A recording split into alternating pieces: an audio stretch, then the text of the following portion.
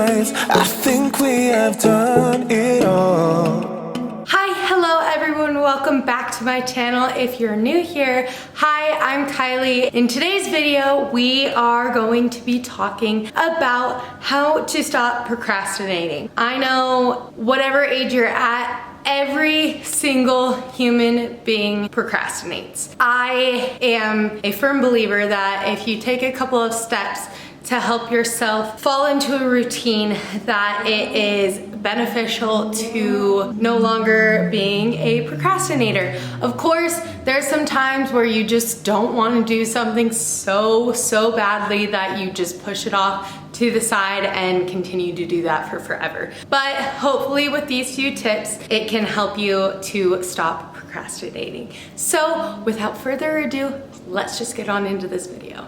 Okay, so my first tip I want to talk about is to have a strict night and morning routine. So within my nighttime routine, I always will write a to-do list the night before the next day of what I need to do that following day. With that, I usually rank the most important thing that I need to do, which is always study or do some homework or something. So that's always at the top of my list, and then all of the rest of my to-dos will follow. After doing my nightly to-do list, I always go to bed at a strict bedtime. I'm literally a grandma, I'm a college student, but I like my sleep. I like to be on a routine. My body does better when I am on a routine. So usually I will go to bed around 9:30, 10:30, in between that time I will be in bed. And once I'm in bed, usually I will be scrolling through my phone, looking through Instagram, Snapchat, Twitter, whatever I want to scroll through just to catch up on all of my friends, my family, just to see what's going on in the world basically. And usually I do wait until the very end of the day to do that. So I'm only on my phone for a restricted amount of time. I know it's not the best time to do it because everyone says the blue light messes with your eyeballs and doesn't allow you to sleep, but usually I'm totally fine with that and it kind of makes me sleepy anyways. So I usually do that and then I'm asleep by, I want to say 11, 11:30, it just depends on the day. But then with having a strict night routine, it creates a easier morning routine, I feel like. So usually I'm up by 7:30, but Mondays and Wednesdays I have an early 7:30s Pilates class. So I'm up at 6:30 on Mondays and Wednesdays. So that kind of throws off my morning routine a little bit just because I have to wake up, go to Pilates, and then I come back and start my morning routine. With my morning routine,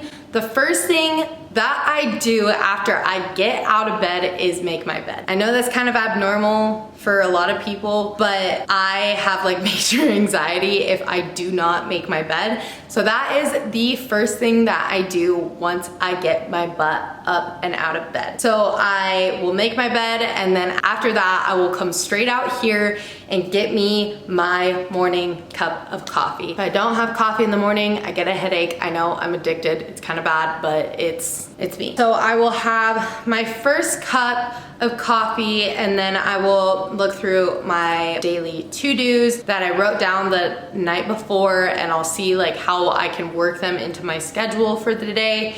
And after that cup of coffee, I will make myself another one while I'm cooking breakfast. Once I'm done cooking breakfast, I will come back, sit, eat, relax, watch some YouTube, watch Netflix, or I will listen to a podcast. I've been obsessed with a couple of Christian podcasts. It's just really motivational and it helps me get through my day. So after breakfast, I usually will clean up my kitchen. So usually after class, I'll go straight to the gym, and that leads me into my next tip. Go get some sort of physical activity in throughout the day. I know for myself, I thrive better mentally, physically, emotionally, studiously.